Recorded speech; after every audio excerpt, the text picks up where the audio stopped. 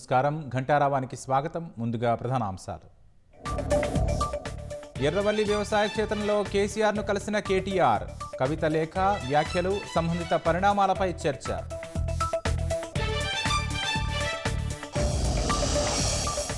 గోదావరి బనకచెర్లపై ఢిల్లీకి అఖిలపక్షాన్ని తీసుకెళ్లండి. ఏపీని అడ్డుకోకపోతే ప్రజలు కాంగ్రెస్ను క్షమించారన్న హరీష్ రావు. ఆధ్యాత్మికతను సంతరించుకున్న సరస్వతి పుష్కరాలు. కాళేశ్వరానికి పొరుగు రాష్ట్రాల నుంచి పోటెత్తిన భక్తులు.